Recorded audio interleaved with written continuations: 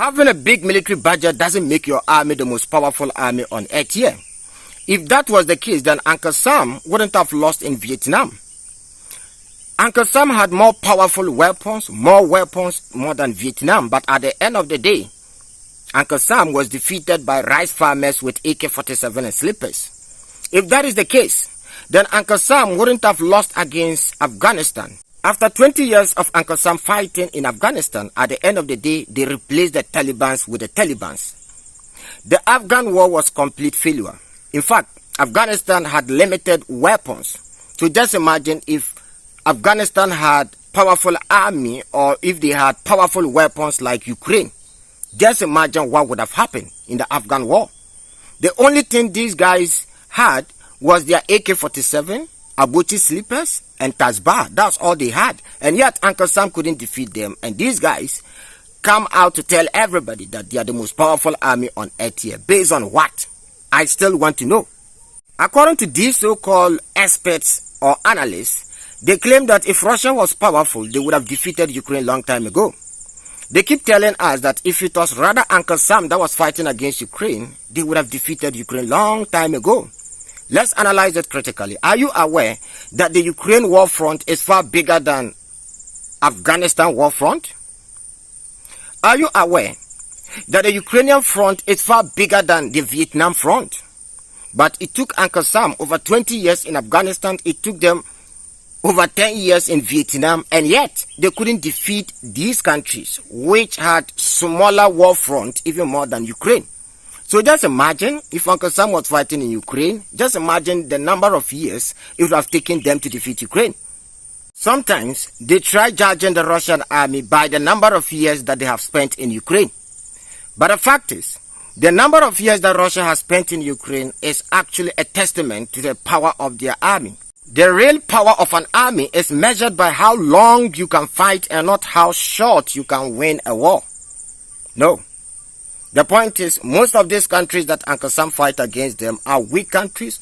Some don't even have radars. Some don't have air defense system. The only thing they have is ordinary AK-47. And even with that, you struggle to defeat them. But you want Russia all of a sudden to defeat a country that have a powerful army, that is technologically advanced, that is giving billions of dollars. One of the biggest mistakes I see these analysts do is sometimes you hear them say, Uncle Sam have 11 aircraft carriers, Russia don't have such amount of aircraft carriers. The point is, these are two different armies with two different style of warfare. When you look at Uncle Sam's style of warfare, it's all about offensive. It's all about going to different countries to fight. When you look at Russian style of warfare, it's all about defensive. Now, Russia really don't need that amount of aircraft carriers because they are always defending their homes. One thing you have to understand is you cannot fly a fighter jet from Uncle Sam all the way to the Middle East to go and fight and come back. No, you can't do that. So you need aircraft carriers to do that because you have to refuel. It is impossible for you to fly that long distance to go and fight.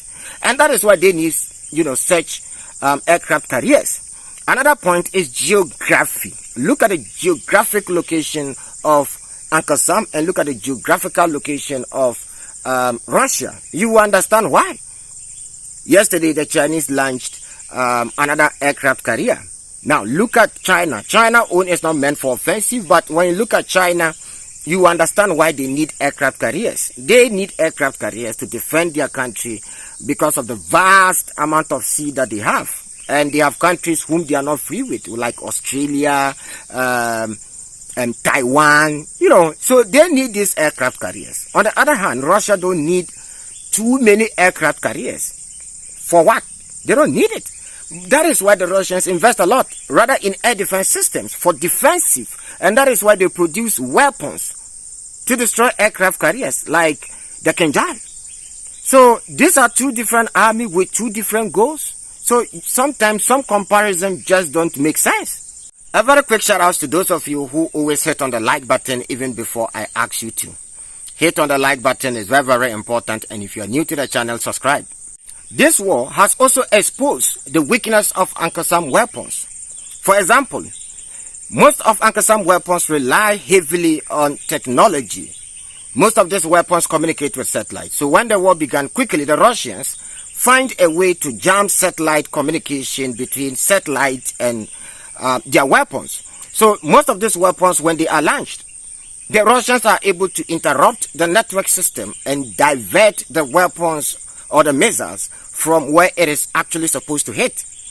In 21st century, who would have thought that we'll be fighting trench warfare today? If Uncle Sam is faced with the same challenge, ask yourself, can they fight trench warfare? But the Ukrainians and the Russians are fighting trench warfare, which for a very long time in the history of Uncle Sam, they've never fought this war. They can't even remember the last time that they fought trench warfare. Today, Uncle Sam over-rely on technology, which has become another major problem for them in Ukraine. Where is the M1 Abraham tanks? Most of these weapons are too sophisticated to the point that even using them on the battlefield has become a problem. The M1 Abraham tank, for example, use jet fuel. Maintenance alone is not easy. Even to refuel even the M1 Abraham tank, for it to work practically on the battlefield is a major problem. M1 Abraham tanks practically on the terrain of Ukraine today is difficult for it to move because it is too heavy. The Russians, on the other hand, they don't engage in producing weapons that are too sophisticated, because when you produce such weapons on the battlefield, it becomes a major problem. For example, in Second World War, in Eastern Front, when the Germans were busy producing tough Tiger tanks, more sophisticated tanks, the Russians decided to produce the T-34, which was simple, cheaper to produce, and at the end of the day, we saw what happened. For decades, Uncle Sam technology has worked perfect in other countries because most of these countries don't have the capability to actually interrupt this technology.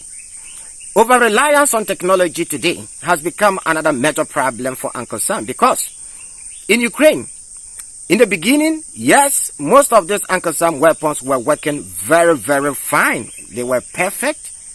Most of these weapons communicate with satellite, which worked extremely well. The Russians quickly find a solution to that problem. Now, the Russians have the capability to interrupt these missiles. They are able to jam them. They are able to divert these missiles to different targets. When was the last time you heard about HIMARS? When was the last time? Remember, in the beginning of the war, HIMARS worked perfectly. But today, it's impossible for HIMARS to work the way it used to work back in 2022 because the Russians now have a solution. Now, let's talk about the war between Russia and Ukraine. Let's talk about the front lines. This is absolutely normal. This war has not kept long, as some analysts claim. This is absolutely normal. Most wars take time. It's absolutely normal. Just that is because of Russia. That's why they continue to make these statements. They make it look like it is absolutely abnormal. Because it's Russia, that is why they are making it look like, this war should have ended long time ago. Hell no. Most of the wars you fought, did you win in a week or two? Some wars you fought for more than 10 years. Some more than 20 years. And you expect Russia all of a sudden to perform magic on the battlefield? Really? Let's use Germany for example. There was no army that could stand the German army. Any army that came across the Germans, they crushed them completely. Remember the SS battalion? These were the same guys that captured France in just 6 weeks. But when the same group was sent to the Soviet Union, in fact, they lost. The point is they tried using the same strategy, which didn't work because this time around they were fighting against an opponent that have whatever they have. So anybody who claimed that if it was rather Uncle Sam who were fighting against the Ukrainians, they would have won this war long time ago, sorry to disappoint you. Anybody who says that that person is absolutely ignorant, he just don't understand how wars are fought. Now let's go into the details of what is happening in the front lines. You see, the old warfare, which you know, doesn't work again.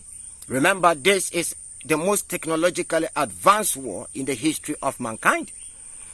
Back in the days, you could send in thousands of troops or millions of troops to capture a territory. Today, you cannot use the same strategy, because when you do that, your opponent is going to annihilate your soldiers. Due to drones and more technologically advanced weapons, modern warfare don't allow you to concentrate large number of troops in a certain place. You don't do that. You just don't do that. Let me give you guys a clear example. You see, when the Nazis invaded the Soviet Union, they came in with millions of men, right? Close to 3 million men to invade the Soviet Union. Today, even if you have more than 10 million men, you cannot go into a country with such large amount of troops. It's going to be catastrophic. They are going to annihilate them completely. So modern warfare is completely different from what you know. Let me give you guys an example. Back in 2022, when the Russians went to Kiev, the Western media claimed that Russia failed to take Kiev. But the fact is, Russia was never interested in taking Kiev. Hell no. Because they went in with around 150,000 troops. There is no way that any reasonable human being or any reasonable army would try capturing Kiev with just 150,000 men. It doesn't work that way. Go back to Second World War, when the SS troops or when the Nazi troops encircled Kiev. They came in with millions of men to encircle Kiev, which are more than... For example, when the Nazis encircled Kiev, they came in with millions of troops to encircle Kiev. So clearly Putin was not interested in taking Kiev. He would have gone in with a much larger army than that. Now the Germans succeeded because by then, these drones you see today were not there. That is why they were able to send in millions of men to capture Kiev. But today you cannot do that. So the bottom line here is, modern warfare takes time. You cannot rush and win. When you rush, you are going to fail. So the tactics you used back in First World War, Second World War, or the Gulf War will not work today in Ukraine. So when you try comparing some... So clearly you can see that the Nazis succeeded in the beginning of the war. After encircling Kiev, over 600,000 Soviet troops were trapped. And later they decided to surrender to the Nazis. So you see, back in the days, you could use millions of men to capture a territory. But today, it is impossible to use the same strategy. Even for example, when the Soviets and Germany invaded Poland, they went in with millions of men to capture Poland. But today, you cannot use the same strategy again. It wouldn't work. So back in the days, if you could capture a city in a week, today you cannot do the same thing again. It's absolutely impossible to do that. Which army do you think is more powerful, American army or Russian army? If it is America, type America in the comment section. If it is Russia, type Russia in the comment section. Your opinion is very, very important to me. Thank you once again for watching this video. Shalom. See you guys in the next episode.